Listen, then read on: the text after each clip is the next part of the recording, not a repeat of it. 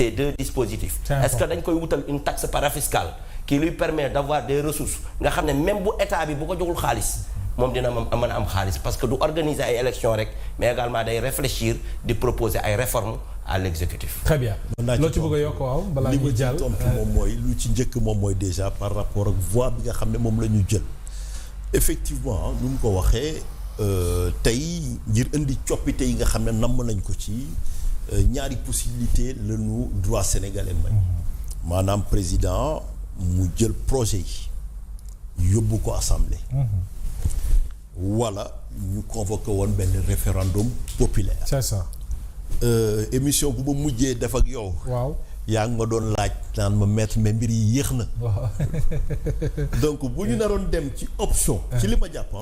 par le référendum moi je pense que président amul benn problème pour woote waat référendum. ñu dem ci voie référendum mu def référendum parce que tey jàpp naa ni. li fi nekkoon woniwut quelque part. et que bu ko defoon tam dinañ am large adhésion populaire. mais tey coow li gis nga ko commencé woon na sax lëmbi réew mi. boo waxee ñu ne la may dialogue yu ñu def yëpp gisuñu résultat yi quelque part ma ne leen xaar leen parce que réforme yi comme ni ko honorable waxee dafa nekk ay coppite yi nga xam ne yu diis lay doon ci su xarkan moom suñu Sénégal mais également day am ay implications budgétaires parce que lu ñu wax yëpp maanaam par exemple en matière électorale dem nañu ba ne dañuy ñëw wut ay chambres spécialisées ay chambres électorales foog moom ay magistrats spécialisés foog ñu am ay recrutement loolu yëpp tey loolu day am incidence donc moo tax ma jàpp ni président ba mu ñëwee comme nit ñi ñu ngi doon néggandiku mu bëgg lu bar ñu ne projet dañ koy yóbbu commission des lois à l'Assemblée nationale ñu gëstu ko quelque part léegi nag dàquñu benn option ñoom lu ñu wax dégg nañu ko démocratie noonu lay doxee donc ñoom ci seen xel bu rafet jàpp nañ ñu ne que bu ñu sañoon ñu interroger waat peuple bi ñun ragaluñ ci dara mais président en tout cas pour l'instant option boobu la jël mais ba bés bi ñu leen di convoquer yéen assemblée nationale option référendaire bi aussi wanaguñu ginnaaw quelque part lépp rek question wu débat la ñoom ñu ngi assemblée nationale bu ñu demee commission des lois ñu poser la question peut-être ñoom seen argument yi nga xam ne moom la ñu wax fii mën nañ ko développer jëmmal ko foofu et peut-être du yàqal peut-être ëllëg ak si biir majorité bi bu xoolee def arbitrage am mais li ma ci xaw a tey sama xel moom mooy tey référendum dañu jàpp ni aussi coût élection lay doon et que fu ñu toll nii tey réew mi comme ni ko président waxuma xaalis amul mais l'État est contraint suñu marge budgétaire dafa tuuti ñu ngi war a dem ci ay yeneen élections yi nga xam ne dina ko soxal moo am élection locale yi di ñëw est-ce que mën nañu payer le luxe def benn référendum alors que droit bi imposé wuñu ko de la même manière foofu laay jeexale waxoon naa la fii laata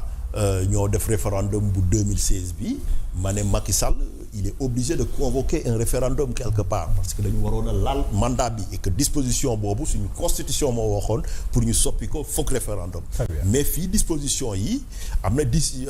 amul obligation en fait ñu recourir à un référendum maintenant le débat reste ouvert politiquement juridiquement il n'est pas tenu politiquement nag loo gis de la même manière et que man dama jàpp ne bu ñu bëggee comme ni ko waxee wóyal entente bi ak bon esprit bi nga xam ne consensus peut-être dañ leen war a bàyyi xel aussi. exactement alors bu ñu desee ci wàllu justice honorable ak surtout liberté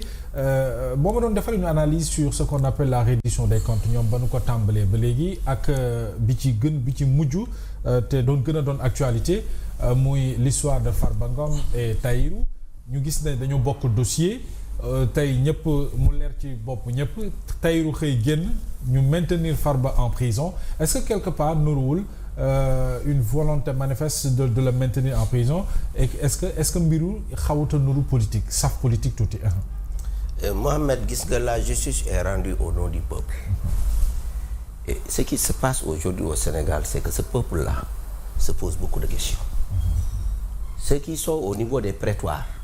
war nañu bàyyi xel que lépp lu nu def bu nu paree askan bi waru cee naamee da koy war a comprendre mais jamono yii ñu nekk di passé yépp lépp li nga xam ne dañ koy def mais le peuple lui-même ne comprend pas y compris le peuple de Pastef ne comprend pas loolu moo tax gis nga le magistrat que l'on appelle le procureur moom c'est l'avocat de la société gis nga ni avocat wu Farba yi génnee ak avocat wu Tahirou Sarr génne di wax ak seen client ak ñii leen di jàppale procureur noonu la waroon a génnee expliquer ñu. moi j'ai besoin de comprendre comment Tahirou Sarr qui a donné l'argent peut rentrer chez lui et Farba qui a reçu l'argent il reste en prison man bëgg naa ko xam. c'est la grande question. man jànguma droit waaye bëgg naa xam te li ëpp ci sénégalais yi loolu moo leen jaaxal te moom procureur moom mooy suñu magistrat moom mooy suñu avocat moom dafa war a def ay conférence de presse xam nga ab procureur yi li ci gën a bëri dañoo xàmmewul kan la ñu war a waxee ak fu ñu war a waxee. mais sur ce dossier là man jàpp naa ne procureur dafa waroon def conférence de presse. waaw bu génnee opposé wu ba ñu téyee Farba te Tahirou Sarr mi nekkoon le principal. kee doon le complice noonu laa ko mën a tuddee. ñu téye complice bàyyi principal mu ñibbi loolu sénégalais yi soxla nañ koo xam. te cas yu mel noonu dañoo bëri. mais de façon générale. le premier ministre l'a dit. moi je pense que maître aussi l'a dit. la liberté doit être la règle, la détention l'exception. Un procureur qui a à sa disposition la brigade de recherche, qui a la cybercriminalité, qui a la DIC, la police, la gendarmerie, mais lui il peut mener ses enquêtes ba am affaire bu dëgër këcc bi nga xamante ne nii doo téye nit lu tolloog fukki weer ak benn ñu ne ko demal ñibbi nga yàq àddunaam fukki weer ak benn doo ko rembourser dara. suñu dispositif prévoirul ñu tëj la ba pare ñu bàyyi la ne la defoo dara ñu lay joxe xaalis wala di la ndàmpaay. entre temps sa njaboot mun na ci tasaaroo lu ne mën na ci xew. je pense que yow mi nga xamante ne nii yaay procureur te nga am possibilité yooyu am gendarmerie am police am tout yow war ngaa mën a enquête ba am benn affaire bu dëgër këcc. bi nga xamante ne nii boo jàppee nit ki day am solo yow mën nga sax aaye nit ki mu génn réew mi.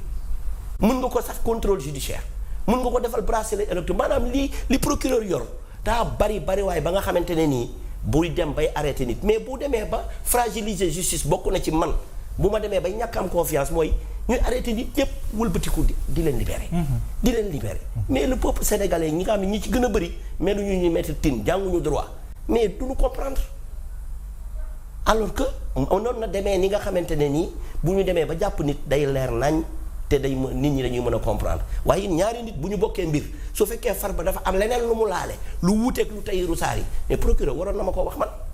parce que sama avocat la waroon na ko wax askan bi tey revue de presse bi journaux yëpp ci bind kon kenn du ci bind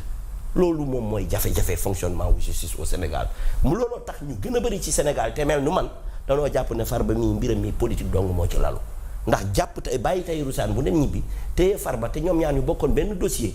loolu ku mel ci ñun boo ko booleeg li ñu doon wax démb ak barki démb loolu da ngay jàpp ne kii politique rek moo ko fi bàyyi te xëy na politique boobu dina ko bàyyi wala sax du ko bàyyi yàlla rek a xam. alors sur ce dossier surtout bu Farba ak Tahirou ki ñu bàyyi ak ki ñu maintenir toujours en prison. waaw su ma wax lu ci sori parce que dafa nekk dossier bu nekk en cours mais dégg naa lu honorable wax parce que ndaw askan bi la buy wax lañ ko war a bàyyi xel wax